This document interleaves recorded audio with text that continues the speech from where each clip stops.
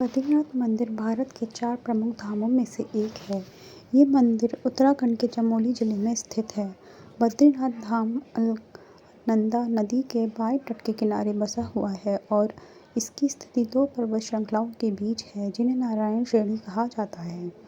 बद्रीनाथ मंदिर श्रद्धालुओं के लिए बहुत विशेष महत्व रखता है। इस मंदिर में बद्रीनारायण के रूप में भगवान विष्णु की पूजा की जाती है। ये मंदिर ऋषिकेश से लगभग 240 किलोमीटर दूर है। भगवान बद्रीनाथ का यह मंदिर समुद्री तल से लगभग 3133 मीटर की ऊंचाई पर है। इससे बद्रीधाम या छोटा चार धाम कह कर भी बुलाया जाता है। यह भारत में स्थित 4 धामों में से एक प्रमुख धाम है, जिसे हिंदुओं द्वारा विशेष मान्यता दी जाती है। इसके अलावा यह मंदिर वैष्णवतियों का सबसे पवित्र मंदिर माना जाता है और यह वैष्णव के 108 दिव्य दिवस में शामिल है। मंदिर में स्थित भगवान बद्रीनाथ की प्रतिमा भगवान विष्णु को समर्पित है, जो कि 3.3 फीट की शालिग्राम की बनी हुई है। आपको बता दें कि यह प्रतिमा स्वयंभू है। बद्रीनाथ की यात्रा लगभग 6 महीने तक चलती है, जिसकी शुरुआत अप्रैल से होती है और लगभग नवंबर में यात्रा समाप्त होती है। बद्रीनाथ मंदिर का इतिहास। बद्रीनाथ मंदिर के इतिहास से संबंधित विभिन्न प्रकार की मान्यताएं हैं। हालांकि बद्रीनाथ मंदिर की उत्पत्ति संबंध में कोई ठोस प्रमाण नहीं है, लेकिन विभिन्न प्रकार के साहित्य और ग्रंथों में बद्रीनाथ मंदिर का उल्लेख मिलता है। बद्रीनाथ मंदिर में सनातन संस्कृति के वैदिक देवता की पूजा की जाती है, जिससे एक बात तो स्पष्ट है कि इस मंदिर की स्थापना वैदिक काल के दौरान ही हुई होगी। बद्रीनाथ मंदिर का निर्माण कैसे हुआ? बद्रीनाथ मंदिर में बद्रीनाथ की स्थापना 16वीं सदी के गढ़वाल के राजा ने की थी, जिसने भगवान बद्रीनाथ की मूर्ति को जिस मंदिर में स्थापित कराया था। इसके साथ ही ये मान्यता भी काफ़ी प्रचलित है कि बद्रीनाथ धाम का निर्माण 8वीं सदी में आदि गुरु शंकराचार्य ने कराया था। कहा जाता है आदि गुरु शंकराचार्य के अनुसार इस मंदिर का पुजारी केवल दक्षिण भारत के केरल राज्य का हो सकता है। इस मंदिर को 3 भागों में विभाजित किया गया है, जिसमें मंदिर का गर्भगृह, दर्शन मंडप और सभा मंडप शामिल है। इस मंदिर के भीतर कुल 15 मूर्तियां स्थापित हैं, जिनमें से एक मूर्ति भगवान विष्णु की शालिग्राम की काली प्रतिमा है। इस बद्रीनाथ धाम को धरती का वैकुंठ कहकर भी संबोधित किया जाता है।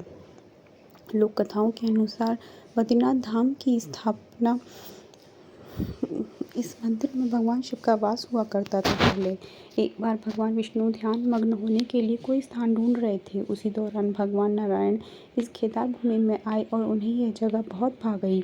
जब भगवान विष्णु यहाँ आए तो उन्होंने अलकनंदा नदी और ऋषि गंगा के संगम के पास पहुंचकर एक छोटे से बालक का रूप धारण कर लिया और बहुत तेज तेज रोने लगे। इसे सुनकर भगवान शिव और माता पार्वती उनके पास आए और उनसे रोने का कारण पूछा, जिस पर उन्होंने कहा कि उन्हें ध्यान योग के लिए यही जगह चाहिए। तत्पश्चात भगवान से उन्हें ध्यान योग के लिए स्थान दे दिया। तभी से यह पवित्र स्थान बद्री विशाल के नाम से संबोधित किया जाता है। एक और कथा के अनुसार हमारे कुछ ग्रंथों और साहित्य में यह माना जाता है कि इस मंदिर की स्थापना आदि गुरु शंकराचार्य ने 8वीं सदी में की थी। कि इससे पहले यह मंदिर एक बौद्ध मठ था, जिसे शंकराचार्य ने बद्रीनाथ धाम में परिवर्तित कर दिया। कहा जाता है कि बौद्धों को यहाँ से निकालने के लिए शंकराचार्य ने यहाँ के राजा परमार शासक कनकपाल से मदद ली थी। इसी दौरान इस मंदिर को पार करने से पूर्व भक्तों ने मिलकर इस मंदिर में अनुष्ठान किया था। तब से आज तक यह मंदिर कई बार क्षतिग्रस्त हुआ, लेकिन बताया जाता है कि सन 1803 में भयंकर हिमानी भूकंप आया था, जिसमें मंदिर को बहुत ज़्यादा नुकसान हुआ, जिसके बाद जयपुर के राजा ने इस मंदिर का निर्माण कराया। एक और कथा के अनुसार जब भगवान विष्णु इस स्थान पर तपस्या कर रहे थे, तब माता लक्ष्मी भी उनके साथ यहीं थी। कहा जाता है कि उस समय लक्ष्मी माता ने वेल के वृक्षों का रूप ले लिया था कि खराब मौसम की वजह से भगवान विष्णु का ध्यान योग भंग न हो। एक और कथा के अनुसार इसी स्थान पर नर और नारायण ने तपस्या की थी। नर और नारायण भगवान शिव के अंश थे और धर्म के पुत्र थे, जो तपस्या करने के लिए एक उपयुक्त स्थान ढूंढ रहे थे। यहाँ आकर उन्होंने पंचबद्री के अन्य 4 धामों की अपेक्षाकृत अलकनंदा तट के किनारे होने के कारण इस स्थान को अधिक शीतल और उपयुक्त पाया, इसलिए यहीं पर तपस्या करने लगे। लोग मानते हैं कि यही नर महाभारत काल में अर्जुन के रूप में अवतरित हुए और नारायण ने कृष्ण का अवतार लिया। मंदिर का नाम बद्रीनाथ कैसे पड़ा?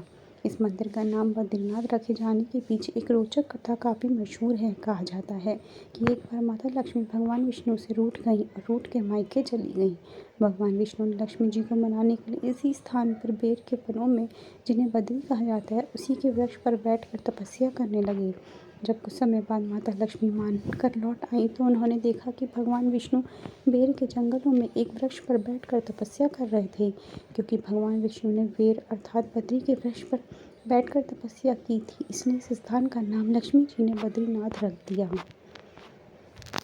बद्रीनाथ से जुड़ी कुछ मान्यताएं भी हैं। बद्रीनाथ से जुड़ी प्रमाणित मान्यताओं के अनुसार जब गंगा जी को पृथ्वी पर लाया गया था, उस समय गंगा जी 12 भागों में बट गई थी, जिसमें से उनकी एक धारा अलकनंदा नदी भी है, जहाँ पर भगवान विष्णु ने बेर के वनों में तपस्या की। बद्रीनाथ धाम के क्षेत्रों में प्राचीन काल से ही बेर के वृक्ष भरे हुए थे। इस कारण इस जगह को बद्री वन कहकर भी बुलाया जाता था। क्योंकि भगवान विष्णु ने इस स्थान पर तपस्या की और यहीं उनकी प्रतिमा स्थापित हो गई, इसलिए इसे बद्रीनाथ कहकर संबोधित किया गया। बद्रीनाथ धाम के बारे में एक मान्यता अत्यंत प्रसिद्ध है, जिसके अनुसार ये कहा जाता है कि अगर कोई व्यक्ति एक बार बद्रीनाथ धाम के दर्शन कर लेता है तो उसे दोबारा से माता के उदर में नहीं आना पड़ता। कहने का अर्थ यह है कि बद्रीनाथ धाम के दर्शन करने से आत्मा पूर्ण रूपेण मुक्त हो जाती है और उसे मोक्ष की प्राप्ति होती है। कहा जाता है कि बद्रीनाथ धाम में भगवान शिव को ब्रह्म हत्या से मुक्ति मिली थी। बद्रीनाथ धाम में पहले शिव जी निवास किया करते थे, लेकिन बाद में उन्होंने ये स्थान भगवान विष्णु को दे दिया था। कहा जाता है कि बद्रीनाथ धाम में भगवान शिव के अंश नर और नारायण ने तपस्या की थी, जिसके बाद महाभारत काल में नर ने अर्जुन का अवतार और नारायण ने कृष्ण का अवतार लिया। बद्रीनाथ मंदिर में एक ब्रह्म कपाल शिला है। कहा जाता है यहीं भगवान शिव को ब्रह्म हत्या से मुक्ति मिली थी, इसलिए यहाँ पर पितरों का तर्पण और श्राद्ध भी किया जाता है। बद्रीनाथ धाम में स्थित अन्य धार्मिक स्थल भी हैं। इस धाम में अलकनंदा नदी के तट पर एक गर्म पानी का झरना है, जिसे तप्त कुंड कहा जाता है। इस मंदिर में एक समतल चबूतरा भी है, जहाँ पर पितरों का तर्पण और श्राद्ध किया जाता है, जिसे ब्रह्म कपाल कहते हैं। इस मंदिर में भगवान विष्णु के पैरों के निशान भी हैं, जिसे चरण पादुका कहा जाता है।